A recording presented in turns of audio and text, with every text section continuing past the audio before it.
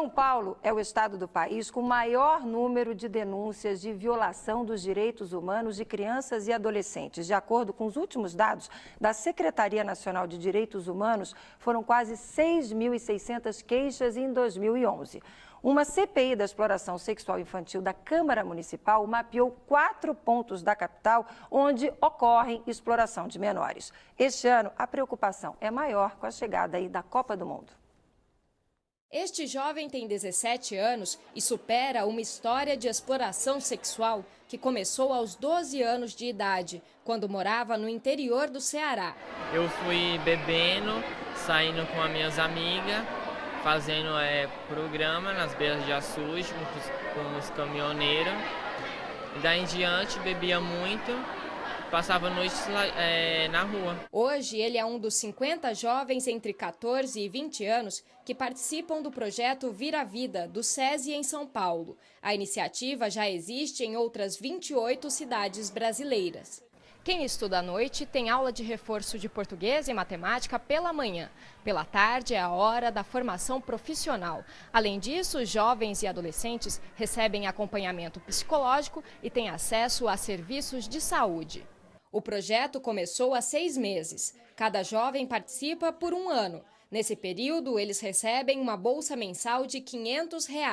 Depois, já saem empregados. Quando a gente fala em jovens em situação de direitos violados, você está com um jovem em situação de vulnerabilidade.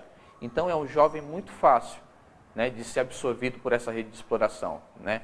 É um jovem que já está fragilizado porque falta o apoio familiar, falta um apoio do Estado. Esse jovem não é percebido dentro das suas demandas sociais, então é uma presa muito fácil para essas redes de exploração. Esta participante do projeto já morou na rua, passou pela Cracolândia e fez programas para sustentar o vício.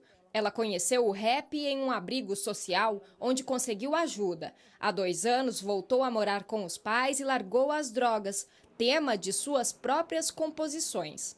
A lembrança dos programas hoje para você é o quê? Pra mim é normal lembrar, porque não faz mais parte de mim, entendeu? Fazia parte de mim na época, agora não faz mais, porque eu consegui superar isso com a ajuda do projeto Vira Vida.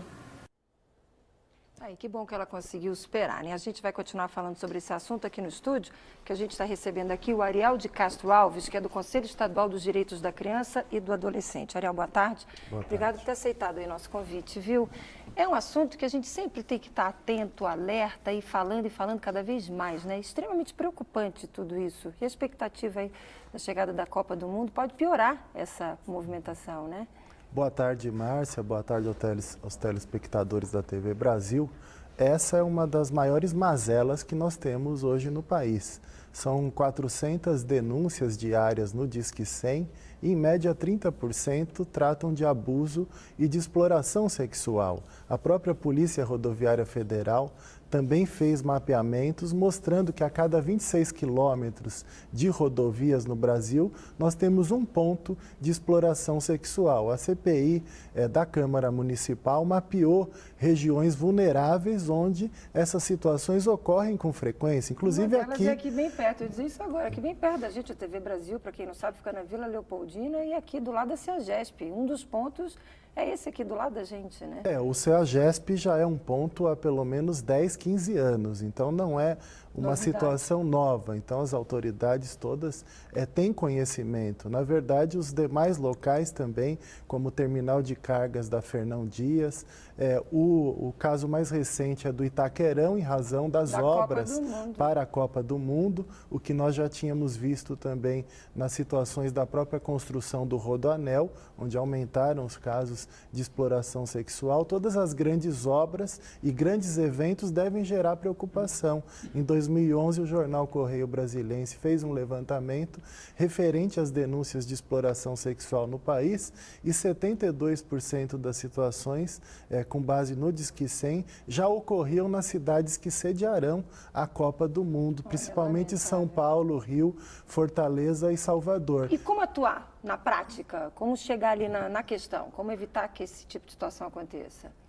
É importante nós termos várias formas de atuação, tanto que um outro ponto é o Autorama, ali no Ibirapuera, e no caso a exploração homossexual, são meninos, e nós vimos aí na própria reportagem um menino falando sobre exploração, então não é algo que ocorre só com as meninas, tem aumentado o número de meninos explorados, muitos inclusive vêm do Pará para São Paulo e acabam entrando nessa exploração. O projeto Vira Vida, que foi mostrado muito bem aí, ele é uma das melhores práticas que nós temos no país, porque ele oferece um subsídio financeiro. E acaba resolvendo quem a gente acompanhou o depoimento da moça que falou, por último, não faz parte mais da minha vida. Você tem que criar um novo projeto de vida para essas crianças e adolescentes. E nós não vamos criar só com orientações e conselhos, que até são importantes, mas tem que ter um subsídio financeiro e um trabalho com as famílias. Sempre que nós temos uma criança em situação de risco,